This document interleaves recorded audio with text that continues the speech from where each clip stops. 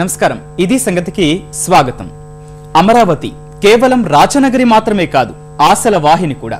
అందుకే నిర్మాణం జరిగే ప్రాంతం ఒకచోట ఉన్న ఆంధ్రప్రదేశ్ నలుచెరుగులా ఉండే 5 కోట్ల మంది నా రాజధాని నా సొంతమనేలా భావోద్వేగాలు అల్లుకున్నాయి. దేశ విదేశాల్లో ఉంటున్న ప్రవాసాంధ్రులకు అమరావతితో అనుబంధం పెనవేసుకుంటోంది. ఇదంతా సర్కారు చేపట్టిన కార్యక్రమాలతో సాధ్యమైంది. మన నీరు మన మట్టి ద్వారా ప్రతి తెలుగు పల్లె మట్టిలో దాగున్న మమకారపు మధురిమలు అమరావతిలో పరిమళించనున్నాయి. నా వెనుకే పుడుతున్న నాకన్నా దివ్యంగా ఎదగాలంటూ తెలుగు పట్టణాలు నగరాలు అమరావతికి ఆశీర్వచనాలు పలుకుతున్నాయి. దేశంలో మహనీయులు నడయాడిన నేలలో ధూళి, పుణ్యక్షేత్రాల్లో పావన పుడమి తవ్వి తీసిన మట్టి, జీవనదులు, నదీ నదాలు, సెలయేళ్లు, వాగులు, వంకలు, కుంటలు, చెరువుల నుంచి సేకరించిన జలాలు, సర్వమతాల అభిమతం ప్రజ్వరిల్లేలా ప్రతిధ్వనించే ప్రార్థనలతో అమరావతి శంకుస్థాపన మహోత్సవం నుంచే మహిమాన్వితం అవడమే కాక మమతల రాజధాని కూడా కానుంది.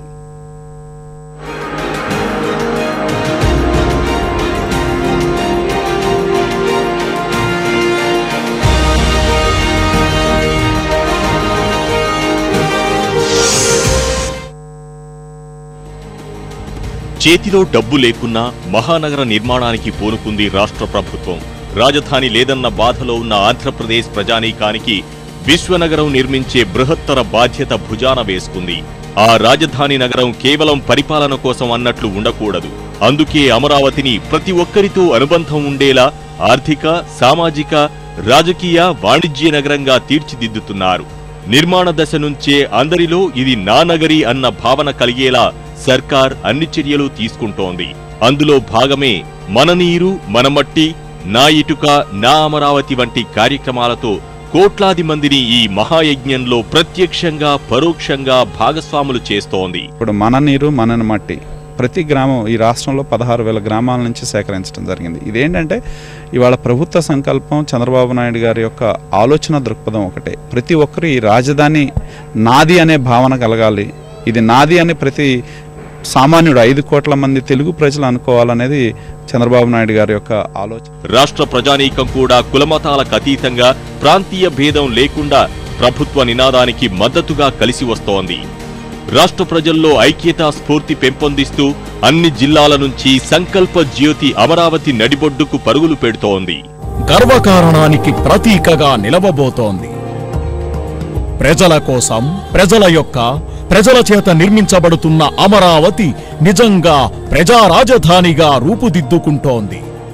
అమరావతి కోసం మన నీరు మనమట్టి కార్యక్రమంలో భాగంగా రాష్ట్రంలోని 16,000 గ్రామాల నుంచి మట్టి, నీరు కలశాల్లో తీసుకువచ్చి వేదిక సమీపంలో చరిత్రాత్మక కట్టడం నిర్మించనున్నారు. ఇందుకోసం ఇప్పటికే అన్ని గ్రామాల నుంచి మట్టి సేకరణ దాదాపు పూర్తయింది.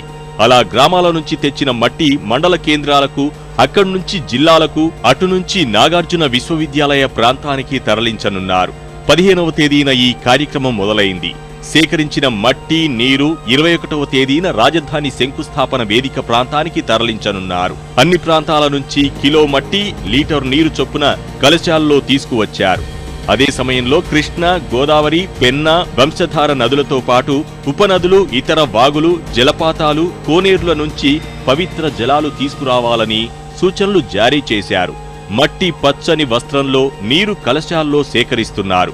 శాస్త్రోక్తంగా అన్ని ప్రాంతాల స్ఫూర్తి రాజధానిలో నిక్షిప్తం చేయడమే ఈ కార్యక్రమం ఉద్దేశం.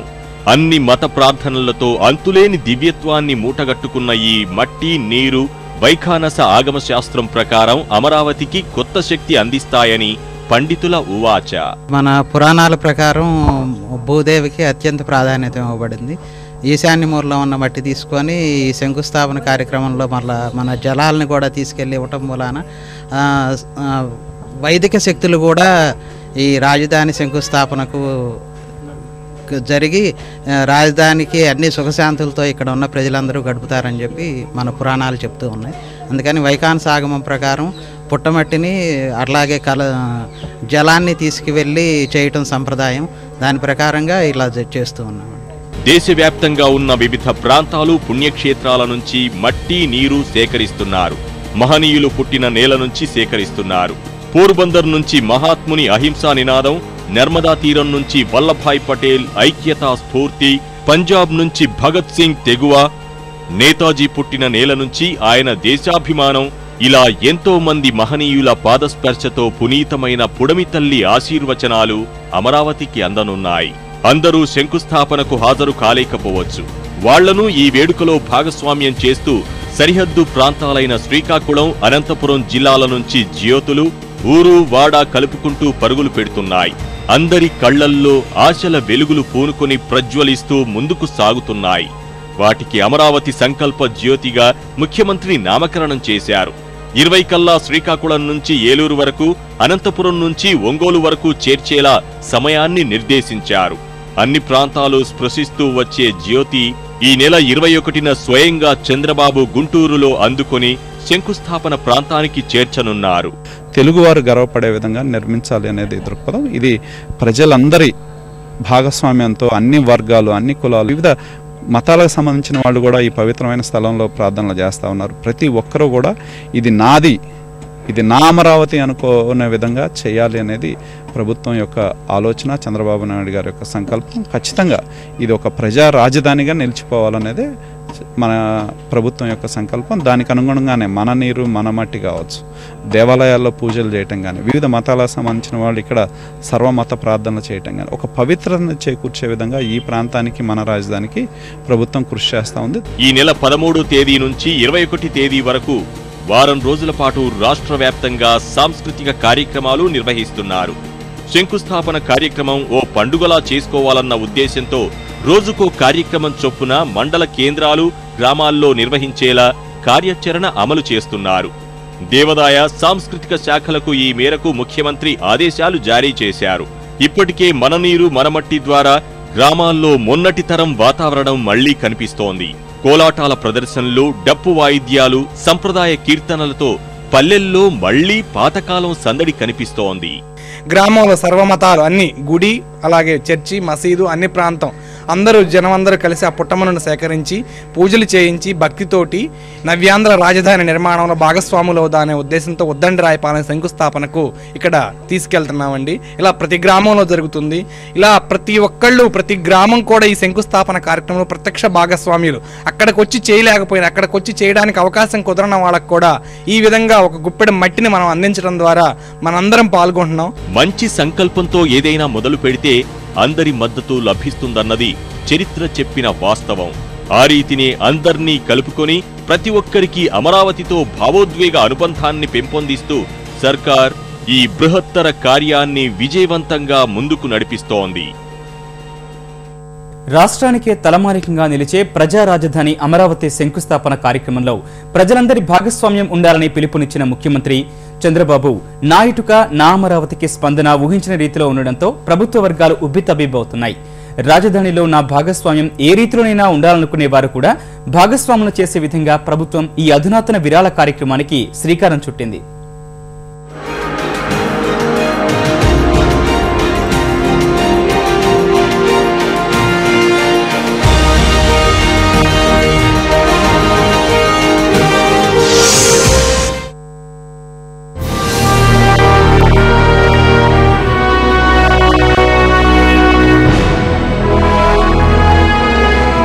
Welcome to Andhra Pradesh. Amaravati ఇప్పుడు ఆంధ్రప్రదేశ్లో మంత్రంలా ఉచ్చరిస్తున్న పేరు. కలల రాజధాని శంకుస్థాపన తరుణంలో అన్ని చోట్ల ఇదే పేరు మార్మోగుతోంది. సామాజిక మాధ్యమాల్లో ఎక్కడ చూసినా అమరావతి హడావిడే. సాంకేతికత ఒడుపుగా వినియోగించుకోవడంలో ముందుండే ప్రభుత్వం కావడం వల్ల ఇటు ప్రభుత్వం తరఫు నుంచి, అటు ప్రజల నుంచి సోషల్ మీడియాలో అమరావతి ప్రచారం హోరెత్తుతోంది. నవ్యాంధ్ర నూతన రాజధానికి శంకుస్థాపన జరుగుతున్న వేళ నెటిజన్లు అమరావతికి విస్తృత ప్రచారం కల్పిస్తున్నారు. ఇవే సానుకూలతల్ని అవకాశంగా మలుచుకొని నా ఇటుక నా అమరావతి కార్యక్రమం ప్రారంభించింది రాష్ట్ర ప్రభుత్వం.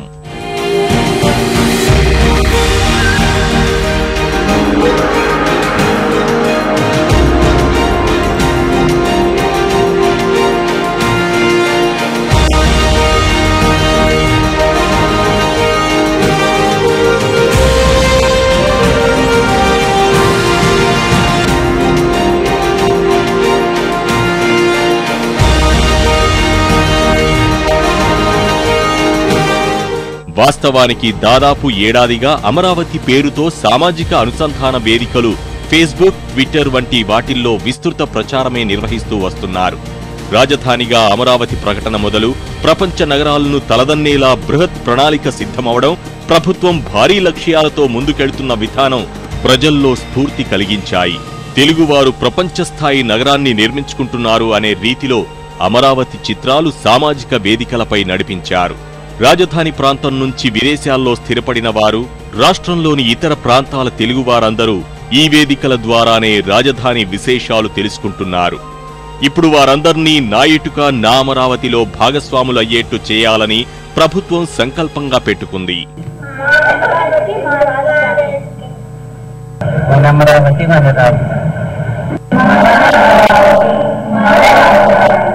నా ఇటుక నా అమరావతికి ప్రజల నుంచి మంచి స్పందన లభిస్తోంది. ఈ నెల 15న ప్రారంభమైన ఈ వెబ్సైట్ ని 4 రోజుల్లోనే వేలాది మంది సందర్శించారు. లక్షల కొద్దీ ఇటుకలు కొనుగోలు చేశారు. నిమిషం నిమిషానికి ఆ సంఖ్య పెరుగుతూనే ఉంది. నెటిజన్లు అమరావతి నిర్మాణంలో భాగస్వాములవుతూనే ఉన్నారు. ప్రభుత్వం కూడా విస్తృత ప్రచారం నిర్వహిస్తోంది. Facebook, Twitter, Google plus, YouTube మార్గాల ద్వారా ఈ వివరాలన్నీ అందరికీ ఎప్పటికప్పుడు అందుబాటులోకి పెట్టే ప్రయత్నం చేస్తోంది. కొంతమంది ఏంటంటే ఈ ఇటుకల్ని ఫిజికల్గా కూడా మనకి ఇక్కడ వెన్యూ దగ్గర పంపిస్తూ ఉన్నారు. అయితే దయచేసి మా విజ్ఞప్తి ఏంటంటే, మీరు ఎవరైనా ఈ కార్యక్రమానికి మీ భాగస్వామి ఉండాలని కోరుకుంటే మీరు ఈ బ్రిక్స్ అనే వెబ్సైట్లోకి వెళ్ళి, అమరావతి ఈ బ్రిక్స్ వెబ్సైట్లోకి వెళ్ళి మీరు ఇవ్వాలనుకుంటున్నటువంటి దాన్ని ఆ వెబ్సైట్ ద్వారా ఇచ్చినట్టయితే అది ఒక అకౌంట్లోకి వెళ్ళి దాన్ని మళ్ళా ఈ రాజధాని నగర నిర్మాణంలోకి ఉపయోగించడం జరుగుతూ ఉంది. దయచేసి ఎవరు కూడా ఇటుకల్ని మాత్రం ఇక్కడికి పంపించవద్దు అని చెప్పేసి కోరుతున్నాము. రాజధాని నిర్మాణానికి ప్రతి ఒక్కరూ కనీసం ఒక్క ఇటుకనైనా విరాళంగా ఇచ్చేందుకు వీలుగా పేమెంట్ గేట్వే ఆన్లైన్ చెల్లింపుల విధానం ప్రవేశపెట్టారు. అమరావతి బ్రిక్ ఆన్లైన్ విధానంలో ఎవరైనా సరే కనీసం 10 రూపాయలు పెట్టి ఈ బ్రిక్ కొనుగోలు చేయవచ్చు. వారందరి పేర్లు ఎలక్ట్రానిక్ డేటాబేస్లో ఉంచుతారు. భారీగా కొన్నవారి పేర్లు అమరావతిలో నిర్మించే స్మారక నిర్మాణంపై పొందుపరిచే ప్రతిపాదన పరిశీలనలో ఉంది. ఇటుక కొనుగోలు చేసిన వారికి ముఖ్యమంత్రి సంతకంతో ప్రశంసా పత్రాలు పంపించాలని ప్రాథమికంగా నిర్ణయించారు. డెబిట్, క్రెడిట్ కార్డులు, ఆన్లైన్ ఖాతాల ద్వారా చెల్లింపులు చేసే వారికి ఈ పేమెంట్ గేట్వే ఉపకరిస్తుంది.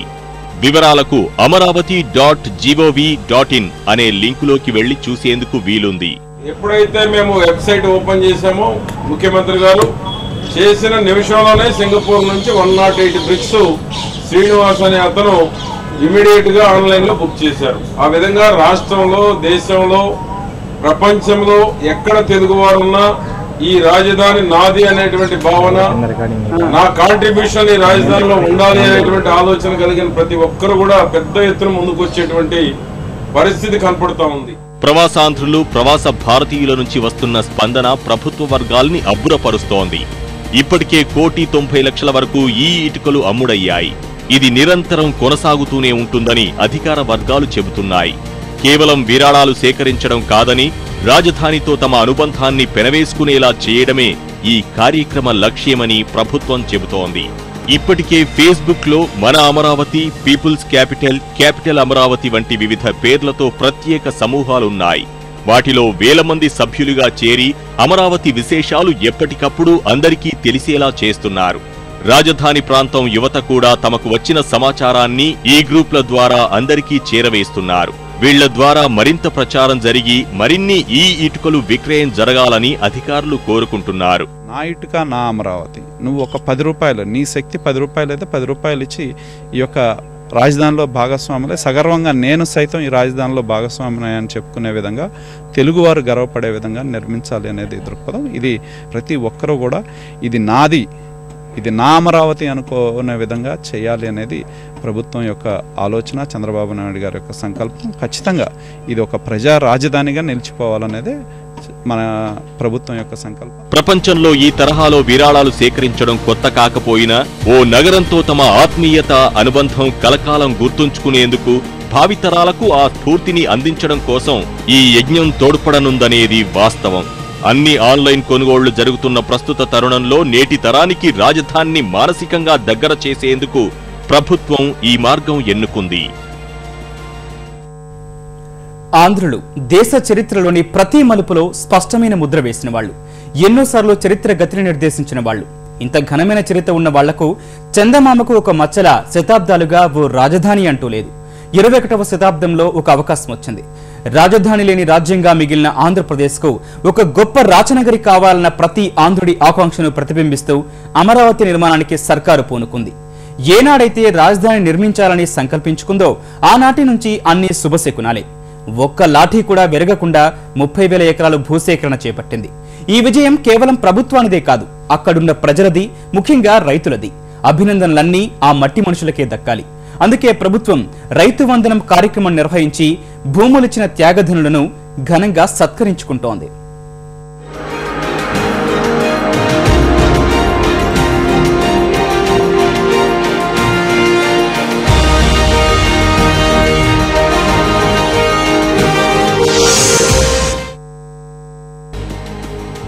ఎవరికీ ఇబ్బంది కలగకూడదు. నిజానికి ఏ కార్యక్రమం తలపెట్టినా ఏదో కంట కలత చూస్తూనే ఉంటాం. అలాంటి తరుణంలో నూతన రాజధానికి భూములు ఎలా సేకరించాలి, ఇచ్చేవాళ్లు తీసుకునేవాళ్లు ఇద్దరిలో ఎవరికీ ఇబ్బంది లేకుండా పని పూర్తి చేయడం ఎలా? అందున పచ్చల మాగాణ కృష్ణా తీరంలో రాజధాని కోసం భూములు రైతుల నుంచి సేకరించడం కత్తిమీద సామి. అయితే ఈ పనిని చాకచక్యంగా సులువుగా పూర్తి చేసింది చంద్రబాబు సర్కారు. భూసేకరణకు దిగి ప్రజాగ్రహం చవిచూడకుండా అభివృద్ధిలో వాళ్లని భాగస్వాములు చేస్తూ ఒక కొత్త ప్రతిపాదనతో రాజధాని పరిధిలోని రైతుల దగ్గరకు వెళ్ళింది. అదే భూసమీకరణ. భూసమీకరణలో బలప్రయోగానికి ఆస్కారం లేకుండా, రైతు కంట కన్నీరు రాకుండా, అందరి మద్దతుతో, వాళ్ల ఆశీర్వాదాల దన్నుతో అమరావతి నిర్మాణం చేపట్టింది సర్కారు. భూములిచ్చిన కుటుంబాలకు అన్ని విధాలా పరిహారం అందిస్తూ వాళ్లను రాజనగరిలో భాగస్వాములు చేస్తూ వినూత్న పంథాలో దేశవ్యాప్తంగా భూసేకరణలో ఉన్న సమస్యల పరిష్కారానికి కొత్త మార్గం చూపించారు చంద్రబాబు. రాజధాని ప్రాంత అభివృద్ధి సంస్థ సిఆర్డీఏ పరిధిలోని 29 గ్రామాల్లో భూములు ఇవ్వం అని చెప్పిన వాళ్లను మినహాయించి అవసరం మేరకు ప్రభుత్వం సమీకరించింది. భూములిచ్చిన వాళ్లకు భరోసా ఇస్తూ వారికి అందాల్సినవి అన్నీ అందించి భవిష్యత్తుపై భరోసా ఇచ్చారు. ఇది చాలా చిన్న పల్లెటూరు, చిన్న గ్రామం. ఇది అంతా కూలీ రైతులు ఎక్కువ. అందుకని ఇప్పుడు ఈ పొలాల రేటు, ఈ రాజధాని తీసుకొచ్చి ఇక్కడ మా దగ్గరలో పెట్టడం వలన ఈ చాలా జనం అందరూ చాలా సంతోషిస్తున్నారు. అందుకని చెప్పి చంద్రబాబు నాయుడు గారికి కృతజ్ఞతలు తెలియజేస్తున్నాను.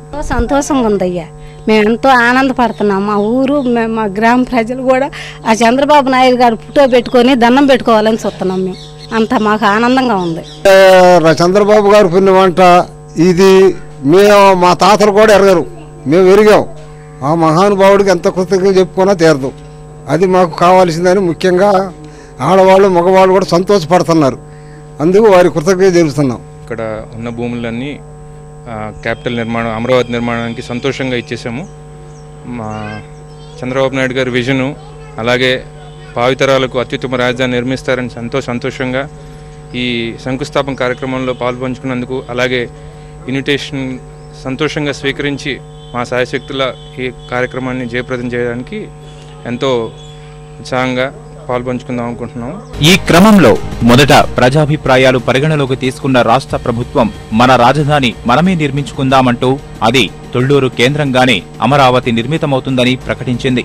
అక్కడున్న సుక్షేత్రమైన భూములు రాజధాని నిర్మాణానికి ఇవ్వడంలో రైతుల సందేహాలు తీర్చేందుకు మంత్రుల బృందాన్ని రాజధాని పరిధిలో ఉంచి స్థానిక ప్రజా ప్రతినిధుల ద్వారా కాగల కార్యం చక్కబెట్టారు ముఖ్యమంత్రి.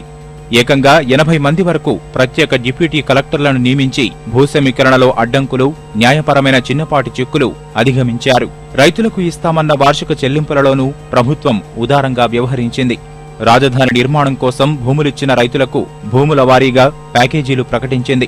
రాజధాని గ్రామాల్లో సొంతిళ్లు లేని నిరుపేదలకు ఇళ్లు కట్టిస్తామని ప్రభుత్వం హామీ ఇచ్చింది. రాజధాని గ్రామాల ప్రజలకు ప్రత్యామ్నాయ ఉపాధి కల్పించేందుకు నైపుణ్యాభివృద్ధి శిక్షణ ఇచ్చి వివిధ సంస్థల్లో ఉద్యోగ అవకాశాలు కల్పిస్తామని పేర్కొంది. మేము 5 ఎకరాలు రాజధానికి కూలింగ్కి ఇచ్చినాము. మేము ఇష్టపూర్వకంగా, ఆనందపూర్వకంగానే ఇచ్చినాము. ఈ రాజధాని కలగడం వల్ల మాకు సుఖ సంతోషాలు బాగుంటాయని కోరుకుంటున్నాము. ఇదంతా చంద్రబాబు నాయుడు గారి పుణ్యమని మేము అనుకుంటున్నాము. చంద్రబాబు నాయుడు గారి పట్టుదల, ఆయన విజన్ చూసిన తర్వాత మరి మేము భూములు ఇచ్చితే మా గవర్నమెంట్ ఇచ్చే గజాలు భూమి కూడా బాగా డెవలప్ చేసి మమ్మల్ని రైతులను కూడా మంచి ధర కలగజేస్తారు ఆ భూమికి కూడా అనే ఉద్దేశంతో మేము బాబు గారిని నమ్మి భూములు ఇచ్చామండి. దానికి తగ్గట్టుగానే ఆయన చర్యలు ఉన్నాయి ఈ రోజు వరకు కూడాను. మేము ల్యాండ్ పూలింగ్కి రాజధాని నిర్మాణానికి ఇచ్చాము. రాజధాని నిర్మాణంలో భాగస్వామిని అయినందుకు నాకు చాలా సంతోషంగా ఉంది. మన ముఖ్యమంత్రి చంద్రబాబు నాయుడు గారు నూతన వస్త్రాలు ఇచ్చింది మేము గౌరవంగా స్వీకరిస్తున్నాము. పొలం ఇక్కడే ఉంది, రాజధానిలో ఇచ్చేసా. నాకు కొడుకు లేరు, ముగ్గురు మనవాళ్లే. రాజధాని గ్రామాల్లో రైతులకు భూములు అమ్ముకునే వెసులుబాటు కూడా ప్రభుత్వం ఇచ్చింది. కొందరు అవసరం మేర భూములు అమ్ముకొని అప్పులు తీర్చుకోవడం, పెద్ద పెద్ద భవంతులు కట్టుకోవడం, విలాసవంతమైన కార్లు, పిల్లలను పెద్ద చదువులు చదివించడం వంటి అనేక పనులు చేస్తున్నారు. అమరావతి రాకతో మా తలరాతలు మారాయని 29 గ్రామాల ప్రజలు సంతోషం వ్యక్తం చేస్తున్నారు.